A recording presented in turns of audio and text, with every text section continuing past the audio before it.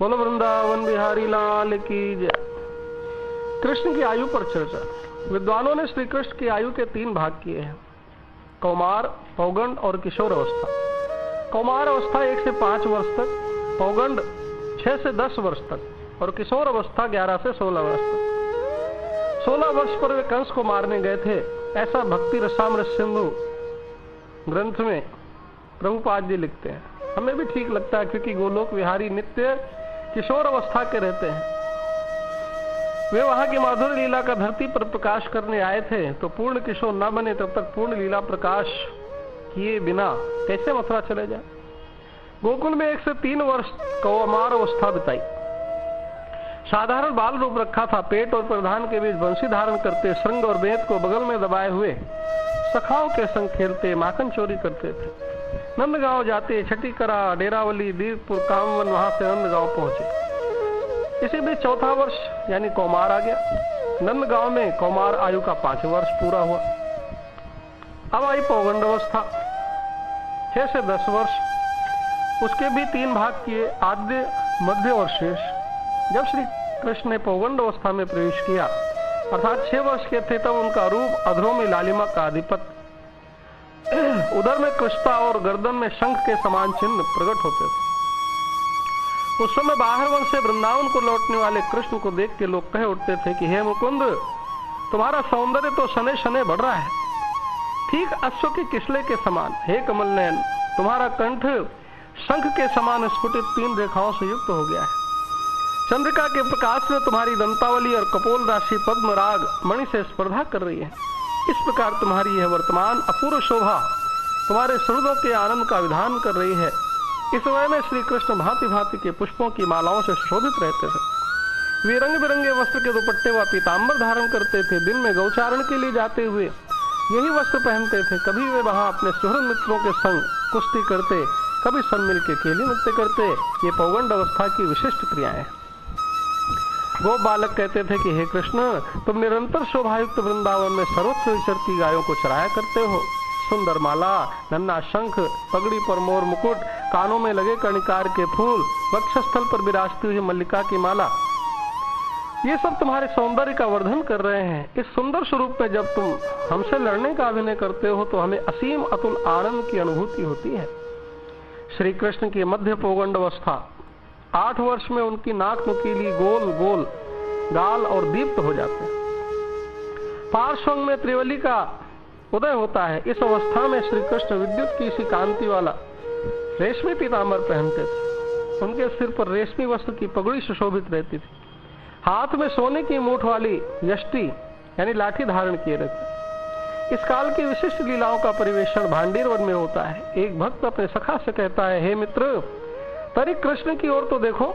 आज वे दोनों ओर से सोने से मढ़ी हाथ की लाठी धारण किए, चमकती सुनहरी रेशमी वस्त्र की पगड़ी पहने हुए, उनकी वेशभूषा सखाओं को परम आह्लादित कर रही है। और श्री कृष्ण की पौगंड शेष अवस्था में श्री कृष्ण की केश राशि कभी नितंबों तक लटकने लगती, कभी इधर उधर बिखर जाती।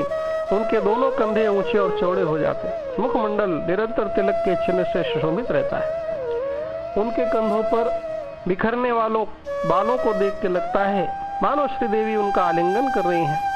इस आलिंगन का उनके सखा खूब आनंद लेते हैं। सुबल ने एक बार उनसे कहा था कि हे केशव, तुम्हारी गोल गोल पगड़ी हाथ में पकड़ा हुआ यह कमल ललाट पर तिलक की सीधी रेखा, कुमकुम मिश्रित सुगंध और सुंदर वेश मुझे भी परास्त और घायल कर देती है। यद्यपि मैं तुम और तुम्हारे सखाओं से भी पराक्रमी हूँ, फिर स्वभाव से ही सरल मृदुल गोपांगनाओं की क्या दशा होगी। इस अवस्था में श्री कृष्ण अपने सखाओं के कान में धीरे धीरे बोलते और आनंद लेते, और उनकी वार्ता का विषय होता गोपियों का सौंदर्य, जो सामने खड़े खड़े उन्हें निहारा करती थी।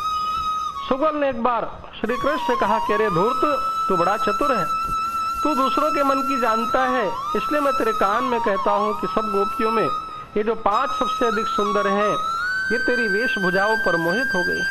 लगता है कंदर्प ने उन्हें तुमसे परास्त करने में नियुक्त किया है। भाव यह है कि यद्यपि श्री कृष्ण त्रिभुवन विजयी हैं, पर गोपियों का सौंदर्य कृष्ण को जीत सकता है। अब किशोर वय यानी 11 से 16 वर्ष तक, उसमें उनका सौंदर्य पूर्ण रूप से निखर उठता है, असीम हो जाता है। यही वो अवस्था है जब भक्त श्री कृष्ण का सबसे अधिक रसास्वादन करते हैं।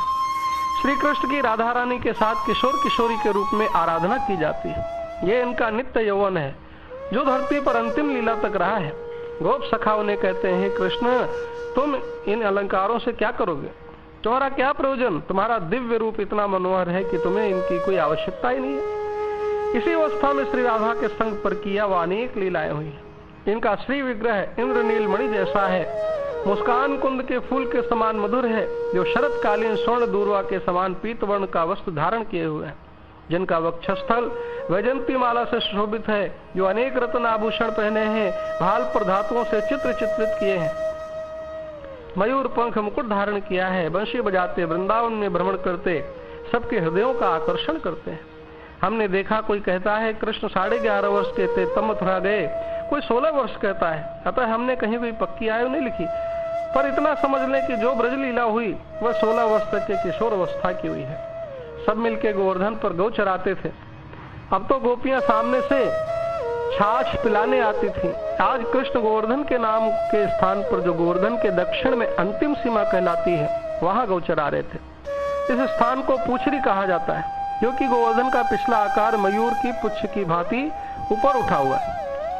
मगर कृष्ण उस स्थान से 1 मील दूर खेल रहे थे। यहाँ कई बार खेलने आते। एक सखी कृष्ण को बहुत प्यार करती थी। उसे पता चला श्री कृष्ण श्याम ढाक पर खेल रहे हैं, तो वो छाछ लेके पहुंच गई और कदम खंडी पे खड़ी हो गई।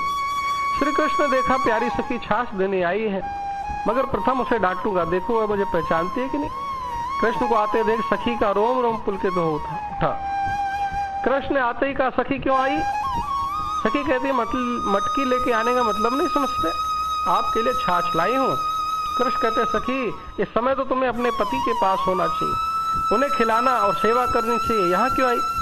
ग्वालिनी का चेहरा उतर गया, परंतु उत्तम जवाब दिया। ग्वालिन घर ते कौन बुलाई, जाए जिमाओ अपने पति को, यहाँ क्यों री तुम आई, ग्वालिन घर ते कौन बुलाई।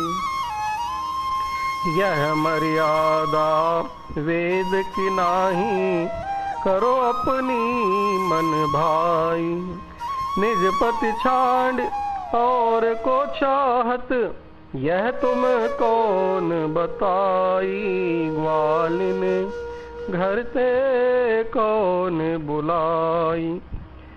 दीन वचन ग्वालिन बोली, हम सुतपति छांड के आई, जान्यो मन मोहन भूखो है, अखिल लोक को राई, ग्वालिन घर ते कौन बुलाई। बचन सुनत मोहन मुस्काने, कर गई हृदय लगाई, दो संग मिली छाछ अरोगत, दास निरख बल जाई, ग्वालिन घर ते कौन बुलाई।